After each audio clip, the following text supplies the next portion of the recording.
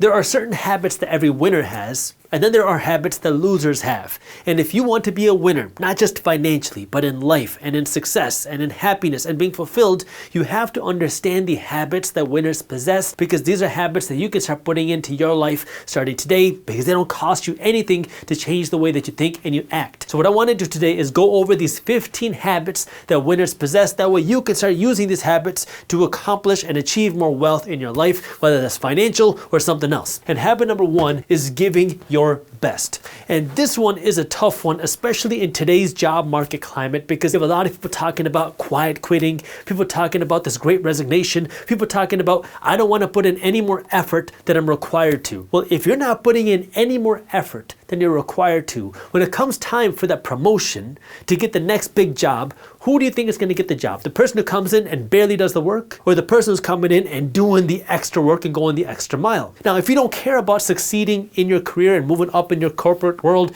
that's fine. That's up to you to decide. But if you want to be the person that's the go-getter, that's driven, that's seeing the success, you can't get into that mindset of just wanting to do the base level stuff. You got to be willing to put in the work, to give your best, and to put in your all no matter what you're doing. And this is something that's hard, because that means sometimes you're going to have to do things that you're not getting paid for. You're going to have to do things that you don't get appreciated for. You're going to do things that you don't get any compensation for. But if you have this discipline to come in and give your best for everything that you do, because you want to put that pride of your name on your work, and you don't want your name to suffer about putting out bad quality work, then you got to be willing to put in your best even when no one's watching.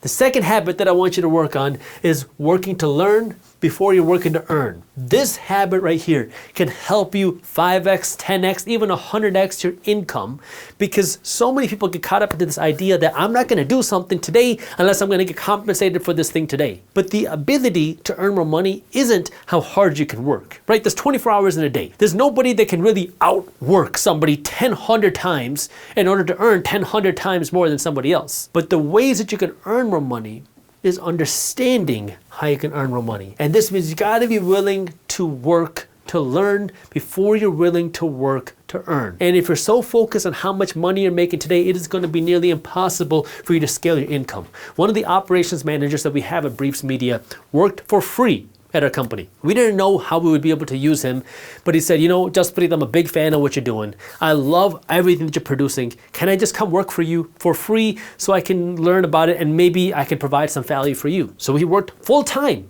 for free, providing value in different departments, just kind of seeing how things worked because he wanted to. And a few months later, he slowly started to get paid. And then a few months later, he started to get paid more, and now he's leading operations. But it all started because he was willing to work to learn before he was willing to work to earn. And when you're constantly looking for something in return, it is going to be very difficult if you're trying to see the biggest success, because you have to be willing to get your foot in the door, to learn, to get to know people, to network, and to be able to have those opportunities to come on your lap. But you got to be willing to put in the work and do your best while you're doing that. The third habit that you need to work on, if you want to become wealthy especially, is you have to get into this habit of being okay earning money without needing to impress other people. And this one's tough, and this one's more on the financial side. But one of the biggest freedoms in the world is when you can start earning money and you don't feel the need to go out and spend money to show off the money that you earn. And when you can do this, when you can get to the mindset of not needing to spend money to show it off on Instagram,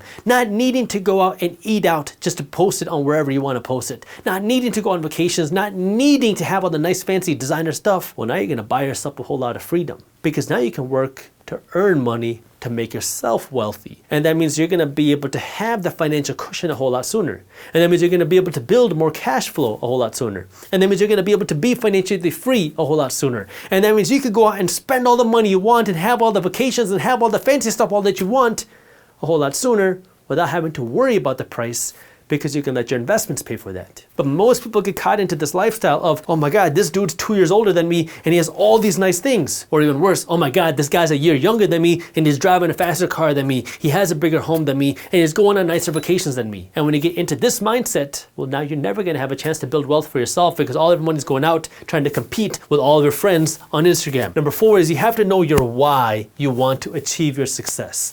And this one is going to help drive you, especially when things get tough. Because if you want to do something big, you want to go make it big on Hollywood, you want to go make it big on YouTube, you want to go out and start a business, you want to go out and have all these nice big things, well, it is going to get tough. There are going to be late nights, there's going to be late evenings, there's going to be weekends where you put in the work, there's going to be times where you want to pull your hair out, there's going to be a lot of things that go wrong, but you got to remember now what is the reason why you're looking to do what you do. And money is a very temporary motivator. Maybe you'll work hard until you make that first $100,000, maybe the first $500,000, maybe the first $1 million. But after a certain point, money can't buy you that much more crazy stuff.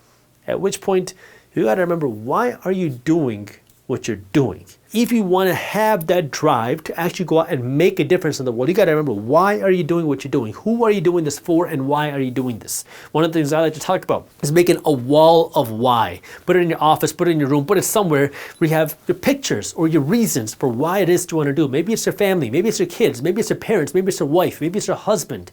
Maybe it's an impact you want to make for your community. Maybe there's something that's so painful that happened in your life that you want to make a change because of that. Remember what that is and put it somewhere where you can see it so you can remember it, because when things get tough, and I can guarantee you they will get tough, you want to have that as a reminder to keep you going even when things are hard. Number 5 is find the opportunity in failure. And I'm not saying this to brag, but I think this is something that I've been very fortunate to find, because every time I got scammed or screwed over, I was able to find some sort of opportunity out of that. And I was able to create more opportunity for me. In fact, what you're watching today here on the Minority Mindset Show, this started off because of a failure. I was running a completely different company. It was an e-commerce company, and I got scammed during the launch of that company. And when I got scammed during the launch of that company, I was so frustrated because I didn't grow up with financial education. I didn't grow up with people telling me how to start a business or with even support on starting a business. I had to go out and do it on myself. I felt a little helpless. And because of that, and because of the scam that I went through and I lost a few $1,000s, I then went out and created a class on Udemy called How to Launch a Business Without Getting Screwed Over. And I charged like $7 for it, but I did it under the alias Minority Mindset. And I did it under the alias Minority Mindset because the whole thinking was I had to think differently than the majority of people to go out and start a business. Well, slowly that transitioned to a social media page, slowly that transitioned to a YouTube channel, and slowly the definition of Minority Mindset changed to really thinking differently than the majority of people. Not just starting a business, but just thinking differently than the majority of people, whether it's with their money, whether it's with their life, whether it was with their business. And that created now the Minority Mindset Show that we have today. There's always opportunity in failure. Getting screwed over sucks. Seeing a business fail sucks. Losing money in investment sucks. I have been there more times than I can count.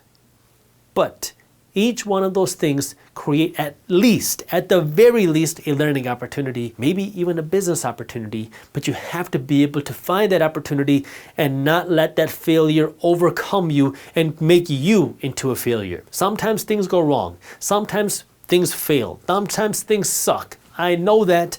I've been through it. I've talked about a lot of the mistakes that I made on this YouTube channel, but you got to keep getting back up. Habit number 6 is ignoring the hate. And this one is kind of funny because when you go out and do anything big, whether it's you want to be a singer, you want to be an actor, you want to be a YouTuber, you want to start a business, it doesn't matter. You want to go out and do something big, even if it's you just want to become wealthy and you want to start making financial sacrifices. You go through this interesting curve of support. In the beginning, everyone's going to say, yeah, I love this idea. Get out of debt. Yeah, go become rich. Yeah, go and start this business. Yeah, go out and live your dreams. And then when you start actually living those dreams, that support turns into this kind of weird envy/jealousy where people are going to say, wait, what do you mean you don't want to come out to the club with me on Friday? What do you mean you don't want to go to Cancun with us like you planned? What do you mean we can't go out and have this fun and activities like we thought? What do you mean you're not going to spend money the way that you were before? And now people start to look at you a little bit differently when you start to spend more and more time on your dreams. And then it becomes even more weird when you start to see even more success, because then people start to kind of wonder, is what you're doing actually worth the time or not? Like maybe you're making a little bit of money with what you're doing. Maybe you're not making a full-time income, but you're still putting in all this effort. And everyone's kind of questioning, is it really worth all the effort that you're putting in? Is it really worth all that time? Is it really worth all those sacrifices? And then you start to make even more success. And this is where now you're starting to become more well-known, you're seeing more of the success, you're kind of finally starting to reap the rewards of all the efforts that you put in. And this is where now you start to see a different type of hate come out, which is, oh, yeah, this person, they got there because they got lucky, or they got there because of their parents, they got there because of whatever reason, as opposed to the hard work that you put in. And then as you make even more success, then you hear people talking about, oh yeah, I supported this person along the entire way. So it's kind of a weird journey of support and hate, but what you have to remember is the why. Why did you start what you did? And you have to be able to ignore the hate, because there's going to be hate in so many different levels, especially if you want to go out and do something public, like starting a YouTube channel, or becoming a celebrity, or becoming an actor or a singer. There are so many different levels of hate that you're going to have to go through, which is very interesting because, well, I see it all the time on YouTube. People will hate you for the way that you look. People will hate you for the way that you speak. People will hate you for liking guac. People will hate you for anything because, well, that's what people on the internet do. But you got to be willing to ignore the hate because, well, that's just a part of life. And you gotta let the haters do their thing and you just keep winning. Number 7 is you gotta be willing to learn from other people's mistakes. And the reason why this one is so important is because it is valuable for you to learn from your own mistakes. And you can save a lot of money by learning from your own mistakes. But if you can learn from other people's mistakes, this can 100x how much wealth you can build. Because mistakes are a part of life. Every single person makes mistakes. But if you can learn from other people's mistakes, you can really make this track to wealth or success or whatever it is that you want to do so much faster and so much easier because you're learning from the mistakes that other people made. Now, how do you learn from other people's mistakes? Learn from them. Learn from people. Talk to people. Read books. Take classes. Get coaching. Learn from things that people have done, because that way you don't have to go and create the wheel all over again. You can learn how the wheel was created and then go out and build a car from that. If you can start learning from other people's mistakes, you can fast track everything that you're trying to do. Number 8. On the money side, you got to keep your money in your possession, especially in the early stages of your wealth. When you're trying to become wealthy, if all your money is going out to look like you're rich, on your nice car, on the nice clothes, on the nice shoes, on the nice lifestyle, on the nice watch, it is going to be impossible for you to become wealthy yourself because all of your money keeps going out. You have to keep this money for yourself. That way you can use this money to invest, to build your savings, to pay down that debt in order for you to become wealthy. But that means you got to stop spending money. You got to stop letting the money leave your bank account. And that means you got to keep the money in your possession. Number 9 is you got to get into this mindset of delayed gratification. And this one is tough. And this one requires sacrifice. And this one's going to require a lot of belief on your end. But this means you have to believe in whatever it is that you're doing. And you got to stick with the system for a long enough time. Now, I know a lot of you are investors. I hope all of you are investors. But this is something that will allow you to see so much more success with your investments, because the reason why so many people fail with their investments isn't that they bought a bad investment, although that can be the case. Many times it's they don't have the patience to hold on to the investment for long enough to see the success. See, market crashes are part of a system. Our economic system goes through booms and busts. But in order for you to really see the wealth, you have to be able to hold on to that investment for long enough. Like Warren Buffett built 90 to 95% of his wealth after his 65th birthday because he kept letting his money compound and grow and compound and grow and compound and grow. And so it took decades. He started in his teens to really see the billions and billions and billions start to compound and grow. Now you got to remember, he wasn't poor when he was 65. He wasn't poor when he was 60. He was still wealthy beyond belief. But if you really want to let your wealth compound and grow, you got to have that long-term mindset, the delayed gratification mindset. That way you can let all your efforts, all your learnings, all your teachings, all your money compound, grow, and see that compound effect. Number 10 is you got to be willing to take risks. Okay? If you're not willing to take risks, whether it's with your money, whether it's with your time, it is going to be impossible for you to see the gains. You might see, this is funny, you might be that person that went to school, that did everything right, got the good grades, got the good scholarship, got the good degree, but then you're seeing that person that got the C's, that got the D's, that got the B's, go out and make crazy amounts of money and live this crazy lavish lifestyle. And it might make you angry. You might wonder why you did everything right. Well, if somebody's willing to take risks, you have the ability to earn more money. Now, it's not guaranteed, but you have the ability. More risk more potential return. Potential is the key word here. It doesn't guarantee it, but you got to be willing to take risks if you want to see more potential upside. You might have to take a risk to quit your job to make that business into a multi-million-dollar business. You might have to take risks with your money to invest it in order to see that money compound and grow. You might have to take risks with your time to learn something new, that way you can get a new career. These are risks that you have to be willing to take, but if you don't take the risk, well then the risk is you never see those returns for yourself. Number 11 is you got to be willing to live a life worth living. I want to talk about this. I talk primarily about finances here because that's something that I've spent a lot of time learning, financial education. But there's more to life than just money. You can have millions of dollars in your bank account, but if you're obese, if you are just unhealthy physically, if you're mentally unfit, if you're depressed, if you're anxious, if you have no purpose in life, you're spiritually just lost, it doesn't really do you much good to have those millions in your bank account. And this is where, if you want to live a life worth living, I talk about how you need to have a fit life. You need to be physically fit, mentally fit, spiritually fit, and financially fit. All four of these fitnesses together can allow you to really live a life worth living. And that means investing in all four of these things. Not just how to make more money, although that is important. Not just investing your money, although that is important. But also now, how can you be physically fit? How can you be mentally fit? How can you live happy? How can you be spiritually fit? How can you find your sense of purpose and be fulfilled with what you do? That way you can live a full life, not just a life with a big bank account. Number 12. Don't be like everybody else. All right, this is what the minority mindset is all about. If you keep doing what everybody else does, you're going to end up like everybody else. And for the purposes of money, everybody else, that means, well, the majority of people are broke, the majority of people are unhappy, and the majority of people are unfulfilled. Statistically, when I say the majority of people, I mean more than 50% of people. So if you keep doing what everybody else does, you're going to end up just like everybody else.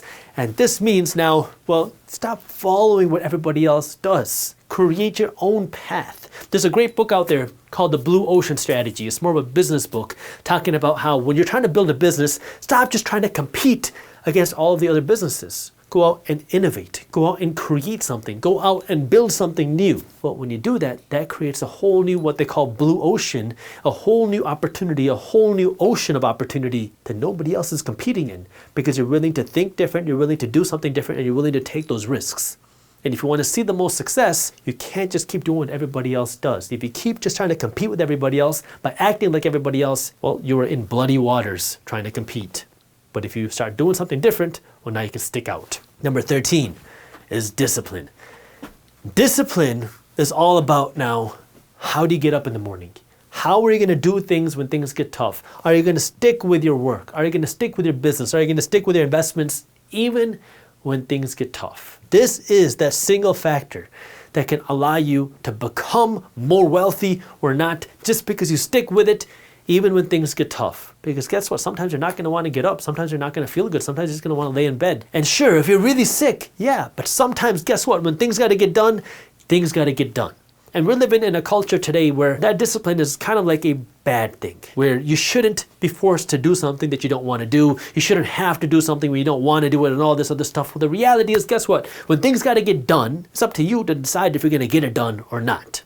And if you have the discipline to get things done, well, then you can get more out of life, which is what you want. So you got to be able to believe that you got to create that discipline for yourself. And it starts with just getting up in the morning and doing the things that you got to do when they got to get done, instead of just when you feel like doing them. That means not living in your feelings. Number 14 is invest in yourself. This one is so valuable, and this one is tough, especially in different stages of your career and financial life. I used to be very against this. I used to be very against the idea of paying for education. Why are these people on the internet charging money for education? Eventually, I was sold enough to go out and buy some online education. And some of this education was really good. Some of it was not good. But what I learned is sometimes I will go out and spend $500 or $2,000 or $3,500 on this class. And sometimes I would make 10 times more of that money back. Sometimes I would lose all of that money. But what I learned is I was able to then start piecing these little pieces of education that I got, learning from other people, and I could use that education to build myself, to build my business, to build the things that I'm doing, but I had to be willing to take that risk to invest in myself. Now, I'm not saying you got to go out and spend thousands of dollars that you don't have on online education, okay? Please don't misinterpret what I'm saying. If you don't have money, start with free content. Go listen to podcasts, go listen to YouTube. When you have a little bit more money, go out and start reading books. Read as many books as possible. Read biographies. Read books on investing your money. Read books on money management. Read books on building a business. Read books on people management. Read books on networking. Read books on how you can grow yourself. When you have a little bit more money, well, now you can consider investing in certain classes. Learn how you can do different things depending on what it is that you want to do and how to build a business or grow your income or invest your money. And then if you want to go even more advanced, that's when you can start investing in potential coaching or consulting, but you got to be willing to invest in yourself. If you don't have the money to do that yet, fine, you can start with the time. When you have more money, then you can keep investing in yourself, but you got to be willing to put this investment back in yourself. And I'm focusing on the financial side. That might mean investing in yourself on the physical side. That might mean getting a physical trainer, getting a gym membership, investing in your nutrition, hiring a coach, a nutrition coach, maybe even hiring a chef to get your diet right. That might mean investing in yourself on your mental health, getting a therapist, getting some sort of life coach, getting some sort of other mental therapy to help you live a happier life. That might mean investing in your spiritual self, investing in finding your purpose. There's a lot of different ways to do this, but you gotta be willing to invest in yourself, because guess what? This body that you have, this mind that you have, is the only one that you're gonna get. And you gotta be making sure that you're investing in this body and mind that you have. And number 15 is you gotta have faith in you. Okay, look, none of us are gonna make it out of this life alive anyways. So you might as well have faith in you, okay? What do you got to lose? And this is where understanding, look, everybody else can be doubters of you, everybody else can hate, but listen, you have the potential to succeed. And if you do all the other 14 things, well, now you're really increasing your chances to succeed. But you gotta be willing to put in the work and believe in you. And sometimes it requires dumb belief because everybody else is not believing in you. When I decided I wanted to start a business, I wanted to be an entrepreneur, I didn't have a lot of people supporting me. Okay, for lack of a better explanation. I grew up in a traditional Indian house where I was given two options as a kid if I wanted to become successful. I could either go out and become a doctor, or I would be a failure. There was nothing in the middle. And when I realized that I wanted to be an entrepreneur, I wanted to go out and start a business and do all these things, my parents did not understand what that meant. And so this created a lot of arguments, a lot of fights in my family. Like, my parents could not believe that I was not going to be a doctor. My mom was not doing well. She did not take it very well. And that's where I went out and became an attorney, because that was a compromise that I made with my parents. Because in my parents' eyes, what they told me was essentially, if I don't at least go out and become an attorney, then I won't keep any pride in the family. So that created a little bit of pressure. I went out, I went to law school, I continued working on my entrepreneurial ventures. I got my law degree, I became a JD, and I never worked a day as an attorney. But you gotta be willing to believe in yourself, okay? It's hard, it's tough, but you gotta keep believing in yourself. And sometimes you're not gonna be able to sleep at night. You're gonna have these thoughts running in your mind. You're not gonna be able to get that rest. But listen, you gotta be willing to put in the work. Work on the other 14 things, because these other 14 things are gonna help you succeed, which is why you gotta be able to believe in yourself, because if nobody else does, at least you do. And you gotta keep putting in the work, even if it's late, even if it's weekends, even if nobody else believes in you. That way you can have the things that you want, because this is the only shot that you have at life. 10 years from now, 10 years are gonna go by, and you're gonna wish that you would have started 10 years ago. I don't care how old you are today, whether you're 25, 35, or 55, or 65, when those 10 years go by, you're gonna wish you would have started 10 years ago.